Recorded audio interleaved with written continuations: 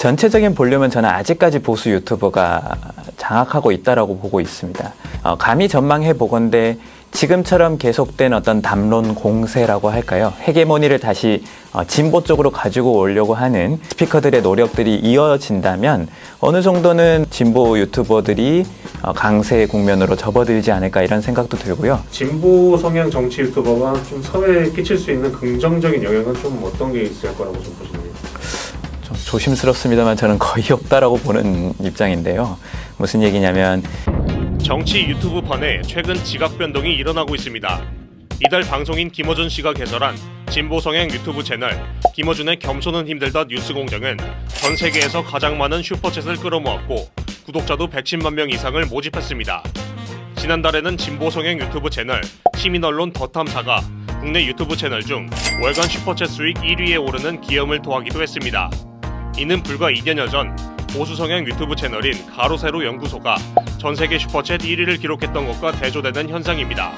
수익 창출이 막히는 등 사정이 있었다고는 하지만 지난해 대선 기간부터 진보 성향 누리꾼의 유튜브 뉴스 이용 비율이 비약적으로 늘어나는 등 최근 들어 달라지는 분위기가 감지되는 것도 사실입니다.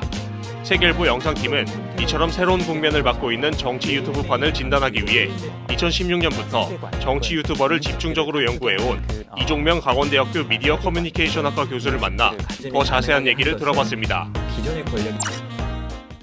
사실은 그 얘기를 하려면 탄핵 이전으로까지 거슬러 가보긴 해야 됩니다.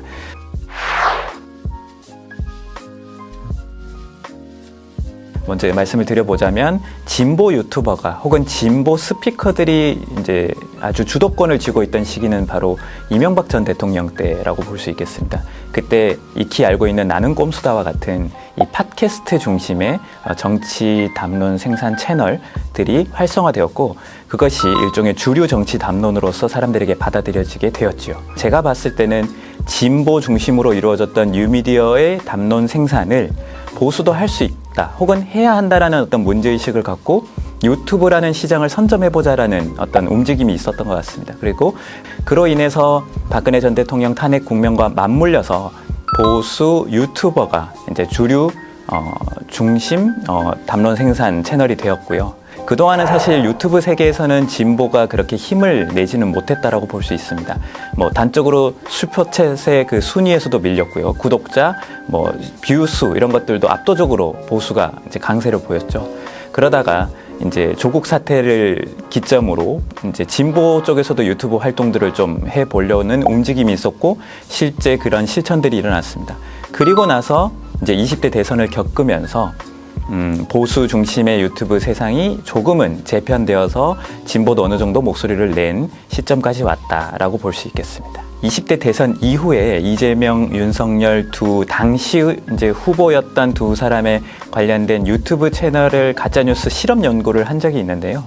그래서 사람들에게 유튜버의 이런 콘텐츠가 있다라고 보여주고 그리고 이걸 얼마나 믿느냐 이런 실험을 해봤습니다. 그런 실험을 했을 때 사람들은 윤석열에 대한 가짜뉴스, 윤석열 대통령에 대한 가짜뉴스를 훨씬 더 맹신하고 이재명 이제 지금은 당대표죠. 당대표에 대한 어떤 콘텐츠는 그렇게까지 사람들이 이렇게 받아들이거나 인지하거나 이런 경향이 좀 떨어졌습니다. 그 말인즉슨 현재 권력을 쥐고 있는 대통령이나 정치의 중심 세력에 대한 비판이나 컨텐츠들에 대해서는 사람들이 상당히 관심을 갖고 좀 이제 개입적으로 뭔가를 보려고 하고 또 믿기도 하는 경향이 드러나는 반면 그와 대척점에 서 있는 하지만 권력을 쥐지 못하는 이들에 대한 컨텐츠는 상대적으로 좀 인기가 없는 그런 느낌을 받을 수 있겠습니다. 그런 맥락에서 봤을 때 진보가 집권하면 보수 유튜버가 보수가 집권하면 진보 유튜버가 이제 등락을 이제 서로 힘을 주고받는다라는 해석은 어느 정도는 가능할 수 있겠습니다. 결은 사실 조금 다르다고 봅니다. 그 두 가지가요. 하나 일단 김어준 씨 같은 경우는 낙곰수 때부터 해왔던 그 진보 스피커로서의 정치적인 목소리를 내는 사람으로서의 어떤 영향력을 갖추고 있었기 때문에 그 영향력이 여전히 유효하게 사람들에게 받아들여지고 있다는 것이 하나일 것이고요. 또 김어준 씨가 하고 있는 그 담론 실천의 형태 자체가 저는 그것을 해석적이고 독이성이 있는 발화다라고 이렇게 보고 있습니다. 즉 정치 현상에 대해서 굉장히 자신의 어떤 관점을 곁들여서 풀어주고 해석해주면서 사람들에게 특정한 뭔가 세계관 혹은 인식들을 갖추게 하는 그런 부분에 있어서의 매력 포인트들이 분명히 있다라고 보고 있고요. 더 탐사 같은 경우는 사실 조금 결이 다르다라고 봅니다. 진보에서의 어떤 재집권 실패를 둘러싸고 사람들이 그로 인한 상실감이나 혹은 뭐 패배감 혹은 자신들이 제대로 된 담론 실천을 하지 못했다라는 뭐 그것이 사실이든 진실이든 그런 인식들, 기성 기울어진 운동장이라는 비유 있죠. 기성 언론을 위시한 많은 세력들이 자신들의 목소리를 제대로 전달하지 못하게 하고 그 목소리를 제대로 전달해 주는 것은 열린공감TV나 서울의 소리밖에 없다. 그리고 그러한 실천들을 잘 하는 이들이 바로 더 탐사로 이어져 오고 있다. 그래서 그들은 우리가 잃어버린 어떤 그 집권 가능성과 혹은 가짜 뉴스들의 팽배해지는 이 시대에 진실을 제공하는 누군가다라고 맹신하게 되는 그런 어떤 심리적인 안정 요인 이런 것들과 맞물려서 더 탐사가 더 열광을 받고 있지 않는가. 일단 구독자 수나 슈퍼챗 비중, 물론 이제 겸손은 힘들다 뉴스공장이 1위를 달성하긴 했습니다만 전체적인 볼륨은 저는 아직까지 보수 유튜버가 장악하고 있다라고 보고 있습니다. 영토를 먼저 점령한 이가 누리는 어떤 혜택인 것 같기도 한데요. 유튜버에 빨리 뛰어든 보수 세력이 이제 여전히 인기를 끌고 있고, 그리고 그들이 생산해내는 컨텐츠가 확산되고 여전히 이제 강세를 유지하고 있는 것은 사실입니다. 하지만 앞서 말씀드린 바와 같이 진보가 집권했을 때는 보수 유튜버가, 보수가 집권했을 때는 진보 유튜버가 이렇게 사람들의 관심을 끌고 또 호기심을 자극하는 것처럼 어느 정도는 진보 유튜버가 이제 세를 불리고 있는 상황이지 아직까지는 전복적이지는 못하다라고 저는 보고 있고요. 뭐 좌이반 타이반 많은 논란들이 벌어지고 있는 것이 현 정권의 어떤 문제라면 문제일까, 뭐 혹은 외부에서 부추겨진 문제라면 문제일까, 이거 조금 정치적으로 중립적으로 말씀드려 보자면 그런 상황들이 지금 벌어지고 있고요. 그리고 그러한 이야기들이 확산되는 경로는 대부분 이제 유튜버인 경우들이 많죠. 그렇기 때문에 감히 전망해 보건대 지금처럼 계속된 어떤 담론 공세라고 할까요? 헤게모니를 다시 진보 쪽으로 가지고 오려고 하는 스피커들의 노력들이 이어진다면 어느 정도는 뭐 진보 유튜버들이 강세 국면으로 접어들지 않을까 이런 생각도 들고요. 이제 김어준의 뉴스공장을 필두로 진보 유튜버들이 다시 그때의 팟캐스트 시절처럼 끊임없이 현 정권을 둘러싼 각종 논란들을 발굴해내고 밝혀냄으로써 영향력을 확대해 나간다면 뭐 특정 시점에는 제가 시점을 단정하기 수는 없겠습니다만 특정 시점에는 어느 정도 가져오지 않을까 싶습니다. 단 이거는 굉장히 개인적인 견해입니다만 혹은 이제 유튜브 상황과도 맞물릴 수 있겠습니다.